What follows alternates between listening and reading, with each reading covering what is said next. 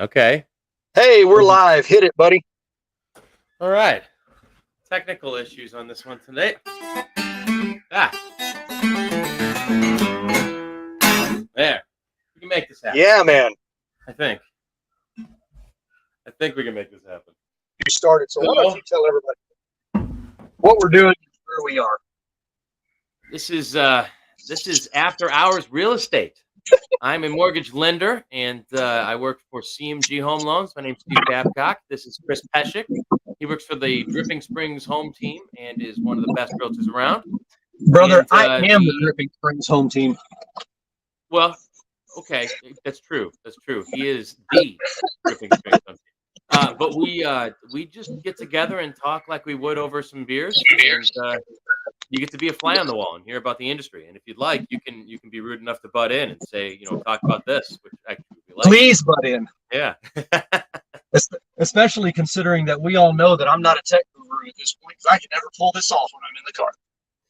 Yeah, for whatever reason, that wasn't working for a while, was it? But that's okay. It's No, working now. And this is my son, Whit. He's going to be the co-host. Say hi, Whit. What's up, Whit? Hi. All right. So, the industry in general, how are you feeling about things? Man, I'm getting a little bit more guarded than I had been. Meaning what? Just, I was 100% sure that that we were going back to a normal market for us. Normal meaning 2015, 2016. The more I'm seeing in the news about the economy and stuff like that, yeah, I'm starting to get a little bit more worried. I'm not gonna lie. Yeah, it's not getting much better. It's getting worse, if anything. So, Yeah, no. I mean, honestly, Yeah, my biggest concern is inflation. But Yeah. you talked about that for a while last week. Last year, 2 years ago. Well, and last year, yeah. Yeah, my big concern was hyperinflation. If they let it get out of control. Yeah. Do you still think that's going to be an issue? I don't know. Not as much as I did before, but I do think there are other issues on the table that could contribute to the same outcome. I'll tell you what really scares me are the BRICS nations. There's never really been a direct competitor to the dollar until right now. Yeah. And so, I mean, anytime you get a new competitor, it's scary. But when you get a new competitor with all of the enemies you've made all over the world, I just say arguably bad policy on both administrations throughout many, many years, you got a lot of angry people out there, and they're all banding together, thinking this is a great idea. Let's say screw that dollar. And I mean, you got India, you've got China, you got big heavy hitters in there. And if y'all haven't been watching before, he's talking about his BRICS countries. That's what he's referring to now. It's the BRICS nations is what it's called, and it's more than just the BRICS. Those countries. Now that being said, I say I'm concerned about it. One of the nations is Brazil, and over the weekend, their consulate was stormed by their own people, kind of thing. They're having their own issues, so fine. Yeah. Hey, how are you? Well, and that's kind of the interesting. It's kind of the interesting thing with. Hi. This is Luke. Kind of the interesting thing with the BRICS nations is that the way I feel about this, and I haven't done any extensive reading like you have on it, but the way that I feel about it is these are all, and I'm going to say it wrong, but you're going to correct me. I feel like they're all kind of like second and third tier countries that have kind of gotten passed up over the years. And now the reason they're banding together is they probably see a little blood in the water. And they're thinking they can affect something here. Am I reading that right? You're not wrong. The one thing that's missing from the equation, I think, for most people is that the BRICS nations are primarily made up of oil-rich countries. So Saudi Arabia is part of the BRICS nation, for instance. Okay. And so the real goal is to replace what's called the petrodollar, which is still the dollar, right? Yep. But it's the dollar that's tied to oil. Meaning, if I'm Zimbabwe, for instance, and I need oil, I have to actually pay for oil in dollars. That's how it's traded in the world. And so if I have, my Zimbabwe currency, forgive me, I don't know what that is, but if I have that currency, I that's no good. I cannot use that to buy oil. Now I can use it to buy dollars and then to buy oil, right? But that's the way the system works. If I had gold, for instance, they'd say, "Sorry, Yeah. we're not allowed to trade in gold. You can only take dollars." All right. Well, today you can trade in gold, and today they're some of those nations are pushing this BRICS nation, BRICS dollar. It's not called the BRICS dollar, but let's just call it that for to make it simple. Right. And it's the very first competitor to oil, and or at least to the petrodollar. And here's the real issue: is sanctions. And most people don't even know what a sanction is. Yeah, sanctions. What the hell's a sanction? All right, well, a sanction is when you basically say, "Hey, country, we don't like what you've done, so we're going to punish you by using the strength of that petrodollar that we have, and say, you can't trade in petrodollars anymore. Go ahead, buy your oil if you want, but you can't do it." And then every other country says, "Well, if I trade them in some other currency than the petrodollar, then I might get cut off of the system. So I'm just not going to do it." So they get blacklisted basically, and That's what's happening with Russia right now. governmental blacklisting is actually called sanctions. Yeah. Right. So, fine. It's a happy word for it. But at the end of the day, sanctions that's real power. And, Saudi Arabia doesn't like that. China doesn't like that. Russia doesn't like that. And it's great if it's only Russia or if it's only Saudi Arabia. But, when it's all these nations at the same time over the last 50, 60 years, banding together, pretty soon you lose control. There's only so much, you can do there. And it's really like the push of the little stone, and it was rolling a few years ago when I was talking to you about it, but now it's really gaining steam. In fact, the we're part of like a big banking conglomerate. Okay, it's part of this country, it's part of England, it's part of many other countries, EU nation, that kind of stuff. And they, for years, since 1971, I think it was, um, decided that gold had no value and that they didn't want to store it at all. So get rid of your gold. Only in fact use your gold to buy dollars or other currencies and get rid of your gold. Okay, well, just last year that was reversed and said you should probably have 30% of your holdings be in gold. And it was an immediate overnight kind of change. And so, oh my God, all right, all of a sudden the whole world starts buying up gold fast, like really fast. And it turns out other nations like China had been buying up gold for the last decade before then, which was always suspected. I reported on it on the show, but nobody really knew. It's not like China goes, "Okay, guys, we're buying gold right now." They don't tell you anything. Yeah, you don't know exactly. You don't know what they're doing. Yeah, most of the time you find out their numbers were fake after the fact anyway. So it's whatever. But yeah, man, the whole world basically is trying to buy up gold. Okay, well then, who's selling the gold? Where do you find all this gold, right? Did you? And realize, yeah. Go ahead. The other interesting thing is you say that, and gold has seen appreciation over the last couple of years. But you would think if all of a sudden these countries started buying up large amounts of gold, that the price of gold would have gone through the roof, and that didn't really happen. Well, that's really funny that you'd say that.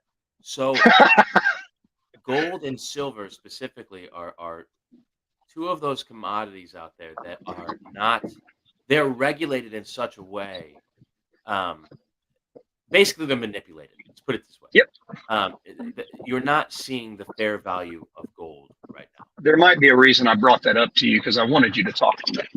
Yeah, the thing is, it's been manipulated for years, right? Ever since we got off the gold standard, and when you get off of a gold standard, you have no standard upon which your currency is based upon besides your good faith.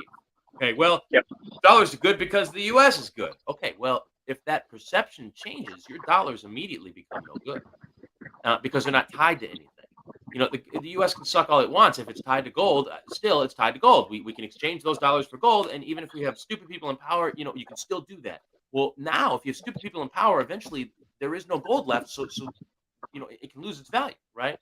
And I'm not trying to be political, but I'm actually being historical because there has never, ever, ever, ever in the history of humanity as we know it, has there ever been a time that a country, or I'm sorry, not a country, or a nation, country, or a nation gets off of that gold standard, which then becomes, the currency becomes what's called a fiat currency, right? And I know you know this, but just for people watching. There has to never been. the fall of Rome. Actually, yes, they lowered the silver and gold content of their coins that started at about 80% per coin, all the way down to 1% per coin, and that was about the end of their empire. I'm not Yeah. joking. You can watch it on a chart. You can see how their empire fell as their coins lost value. And you know what I was going to say though is that there has never been a civilization in history that has used a fiat currency and had that currency survive. Every one of them has crashed to zero. And the reason this currency has worked since 1971, when we got off the gold standard, was basically because of the good faith of the world and the petrodollar, the fact that the dollar is tied into oil, and all of the nations in the world have to trade on that dollar. So therefore, we are tied to something that's oil, right? And that's the real strength of our currency. And a lot of people don't see it that way, but I do, right? Well, okay, all of a sudden now we ourselves are pushing to get off of oil, which, hey, we've got great reasons for it, but the currency will take a hit, right? And Yeah. all of a sudden, in conjunction with that, we've got all these other nations that have decided, you know what? We don't want to have the US, foot on our throat. So we're gonna trade in gold or something else. Um, it's just interesting. It's kind of the beginning of the end. It's watching it. It's kind of like watching it fall. Yeah. Um, I don't I don't see how you come back from it, to be honest with you. Even if the So rich nations are terrible, just trading in another currency means we start losing that value that it's tied to. right. And so you and I talked about on here before the I can never remember the name of it, but essentially the U.S. government's cryptocurrency. CBDC, That central bank there digital. you go. That was gaining strength. It had So been through all of its checks and everything else. And so, first question, do you think what they were trying to do was get off of that petrodollar and get something that could be traded worldwide again as a result of these BRICS nations doing what they were doing? Like, was that part of it, the thought process? so you can't actually have a central bank digital currency like that without a desperate populace. Well, yeah, I know that sounds fringe from the get-go, but the thing is, it's being tried right now and has been for 5, 10 years, I think, in China, and it's still not picking up in China, where if they tell you to do something, you do it, right? and And that's a desperate populace. yeah, but not desperate enough. And so, the problem with the CBDC and the advantage of the CBDC, right? The advantage is that you can instantly give people who need it funds, Yep. and it's let's just say the government made a really bad decision with, well, I don't want to say that. The government made a decision with farmers a long time ago, dairy farmers, and said, we're going to pay you for your product even if we don't need it. And we ended up having a gigantic store of cheese. I'm not joking. I don't know if you know this or not. Yes. But there's this huge store of cheese. And okay, well, in that case, the CBDC could be applied, where you would say, if you use your central bank digital currency, we will give you a brick of cheese for a penny. But if you're going to pay in dollars, that's going to be a $40 brick of cheese. Right. Okay, so all of a sudden you're like, whoa, I want some CBDC. Let's go. I'll exchange it, and everything else is the same price. Great, let's go. Okay, now that everyone's on the CBDC dollar, they'll say something like, if you don't use X, Y, and Z dollars within a set period of time on specific products, then it's going to go away. And you can And they can take it. well, you can really end up controlling a populace and limiting them in ways that you couldn't when they had a dollar that could do whatever they wanted with. It Gosh, takes that's so picking the winners. No, it takes picking winners and losers to an extreme level. to a certain degree that's good, right? Like my special needs kiddo that ran in here earlier. Yeah. He's going to need a little help later in life, right? So I mean, I'm all for it, right? But his brother probably not, and so I don't know. I see the world in gray and different shades of gray. Yeah. Black and white. It's not that simple always. I get it. But The other question that I was going to ask as a backup on that, and I haven't read on this, I should know this, and I'm sorry I did not do my homework. Did all this last 2 months or 3 months of crypto turmoil, has that kind of put the CBDC back on a back burner? You know what's funny? No, if anything, it gave it more steam. But hearing Really? back from China and one other country that I can't remember right now, I think it was Venezuela or something like that. I honestly I can't remember. Most people aren't adopting the CBDC, the digital currency, and there's no question whether those in power want to you know issue this Yeah. thing.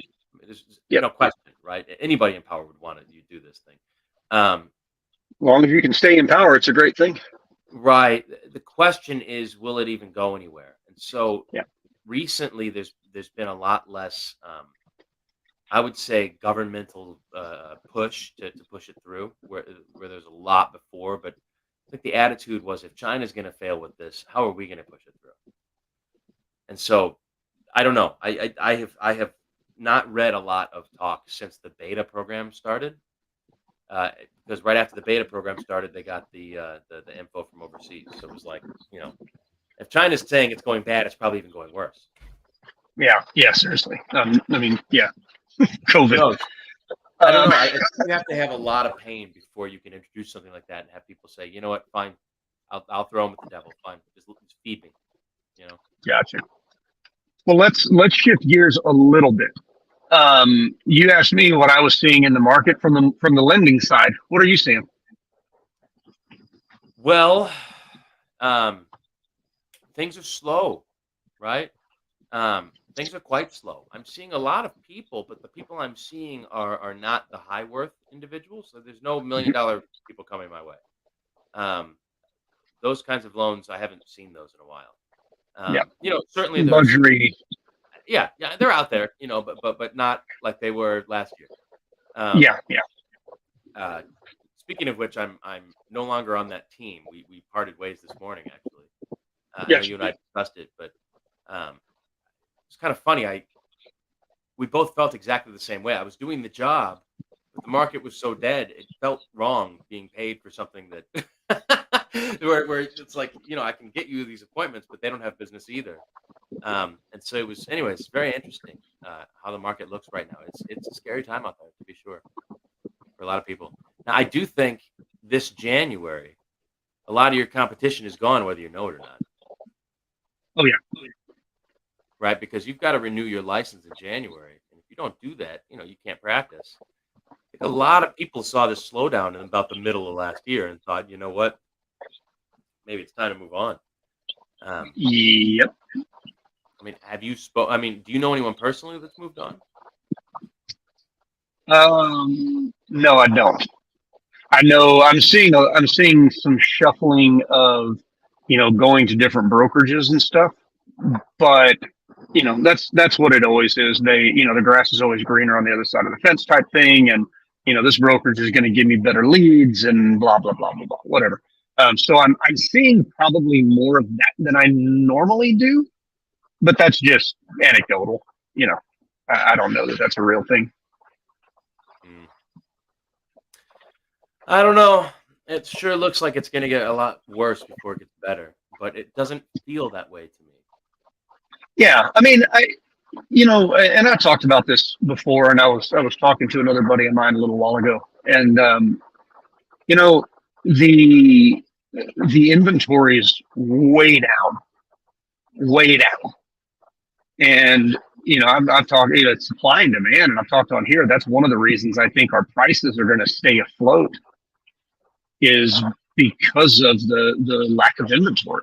The thing that hasn't changed is not enough housing, right? We don't have enough housing for everybody. So regardless of the economy, we still, food, water, or shelter, right? So I mean, people can wait, but they can't stop. I can slow down, but I can't completely stop my life. Eventually, you have a baby and then, you make it work, and then you have another baby and you're like, I can't make this work anymore. We have to have more space. People are dying, people are being born, people are graduating, people are getting divorced, people are getting married. Now the rate at which you're selling jobs are moving. Sure, but the rate at which you're selling is reduced quite a bit because the rates are, double what they were last year, right? Right. So and that's a great point. And he nailed it. My friend nailed it. He said, and I'd mentioned that people are staying put that can stay put. They were selling last year and the year before because they were like, what, I can get 40% more for my house than I paid and I can still get a 3% interest rate. Absolutely, I'm going to sell. Yeah. But now they're like, no need for me to sell. I got a 3% interest rate and I'm happy where I am. And so and what he said was people are still selling and buying out of need, but the want buyers are gone and the want sellers. And so that's the reason we've seen this big drawback, I think. And I just think he nailed it there. Like it's out of need now, which is always going to happen. And that's why I think our market is going to look a lot like it did in the mid 2000 teens. So it's going to be a need-based thing. And we've still got companies coming to Austin. I mean, Samsung's about to, what is that, 8,000 jobs, and Gigafactory is going to triple, and the Boring Company and SpaceX and all this other crap's coming here. So we're still going to be adding jobs, so that need is going to be there, but the wants are gone. Yeah, and then I got this Redfin thing today, which I'm not trying to say Redfin is the end all, but they're somewhat accurate. Yeah. And they think my home is worth $411,000. Last year I think they were telling me it was worth like 560. So if that's any indication, I it looks like things are looks like prices are dropping. What does HomeBot say? Just curious. I haven't checked HomeBot. Dude, you need to go check HomeBot. Seriously, right? Oh, I did a few months ago, and it wasn't near that low. I think it was in the fives.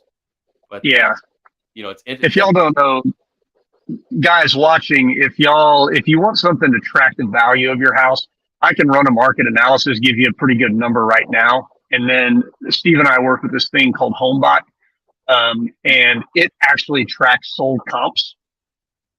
So because it's in partnership with the Board of Realtors, and it does a really good job of tracking home values. So let me know if y'all have any interest in doing that. Yeah, HomeBot's awesome. HomeBot's it really is. Really accurate too. Holy cow. I was surprised how accurate.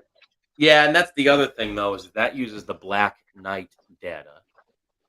Which is just a company called Black Knight, and they get their own data. Okay, well, Redfin uses their own data from a different company, right? And so sometimes each one of them is more accurate than the other. So it's not that one's better than the other. It's just sometimes one has better data, and the other time the other one has better data. So I remember last year there were people selling to these online home places, and some would give 50,000 more than the other home place. Because they're on different data sets. It's interesting. Yeah. Now I'm going to go out and say it because I can. I've always seen HomeBot as more accurate than Redfin because I get updates from Redfin too. I personally have found that HomeBot has been more spot on. Now, that could be a regional thing with the Dripping Springs area because I'm obviously looking, with my house, but they've been more accurate. HomeBot has, in my experience. Again, anecdotal, The very first month I tried to sign up for HomeBot was like, oh no, the values are not accurate, and I will not represent values that are inaccurate. And I'm like, yeah, but they say they're not accurate. Call to be sure, and that it's just an estimate. And she was like, nope, not going to do it. I've heard terrible things about that company. I was like, okay, great. I think it's one of the greatest tools I've ever used. It's funny to me, the perception. But you also have people who know. They just know. They don't look at data. They don't do any research. They just know. So sure, anyway, there's some people in the world. Man, you get that email as a consumer, and you can take the little dial and scroll and see which, if you rented it out, how much profit you'd make, and what the average is in the area, and if you were refinanced, and how much money or cash you've got in the house. And it's got all these really fun tools to play with. It's like when I send those out, it's an 80% open rate, right? That's crazy, man. I don't know anything else that people are like, yeah, sweet. I can't wait to look at nothing. Right? Like nothing. It's great. I can send out a party invitation that doesn't have an 80% open rate. I mean, I'm serious, dude. I'm serious. Yeah, very true. Very true. Oh, man. But anyway. Well, cool, man. So you're seeing it slow. I'm seeing it slow. I'm telling a lot of sellers right now, and I'm probably gonna blink out here in a second. But I'm telling a lot of sellers right now to hit pause and let's take a look at the end of February and see what happens. Because we're going to see more homes hitting the market. And I'm curious to see is if are they going to get absorbed by buyers or are they going to sit?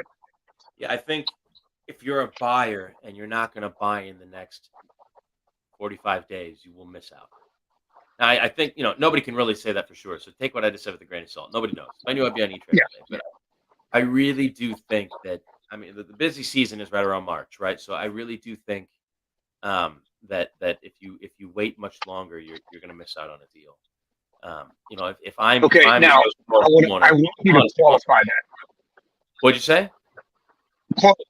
Qualify that because I know why you're saying that, but why are you saying that? If I'm Joe Schmo homeowner, right, and I've been considering a job and I'm thinking, man, if the economy gets much worse, we may not have an option. And I get that Redfin email that says, hey, your home's worth $100,000 less than you thought it was. I might panic and say, look, we got to go. We got to go. We have to leave. I'm going to get a new job somewhere else. Let's sell the home now before we can't get anything out of it. Let's go now. And you go to sell the house and comes along first time home buyer with somebody like Chris. And they're like, look, it smells desperate to me. Instead of offering 411, let's offer 380, and then, hey, turns out I owe 360. So yes, I'll sell. Go, sell. Let's go. And you just got a hell of a deal on a home that in about a year and a half might be worth 450, 500 again. Yeah. And so I think it's not the rate that matters so much as the price of the house. How much money do you owe, right? The rate does matter, right? That's your monthly payment. That's, interest, right? But a high interest rate on a $50,000 home doesn't really matter because I can pay it off really fast, right? A high interest rate on $1 million home, that hurts. Okay, that sucks. But what matters most there in this equation is the price of the home, not so much the rate, right? If rates get better, you refinance on that little tiny price that you bought the house for, not the huge price with the low rate, right? Which is insane to me. But yeah, it's we don't think straight in this culture. Yeah. Well, and that's exactly what I was going to say, because here's the thing. You and I have both been saying now for 6 months, like it is a good opportunity to buy right now. Now I was just thinking earlier today, that's not the case for everybody, because if you're going to be out of that house in 2 or 3 years, it's probably not a very good time to buy right now. But if you're going to be the normal, U.S. consumer 5 to 7 years in the house, I think what Steven's saying is pretty accurate. I think you're going to be kicking yourself in the butt if you're not, thinking about moving forward. Yeah. And, in my office, there's one guy that represents a lot of builders. And while plenty of lenders didn't do any business this month, he had, I think it was in the 30 or 40 range of closings. It's just unreal. But the builder business, I hate to shoot myself in the foot, right? But if you're trying to buy a house, go to a new build right now. They have homes that they can't get rid of, that they're desperate to get rid of. Now that was last month. I don't know if that's true in January. It is still true. Okay, all right. I was going to say, I don't know if things changed when the season started again here, but I found out earlier today. I found out that builders are doing the same thing Zillow and Open Door are doing, and builders are putting renters in their houses. I didn't know that was happening. Man, that's crazy. Talk about inventory drying up in the near term. And you know what? I could not figure out, and this makes sense finally, I could not figure out why rental prices were not going up. And I think I just figured it out.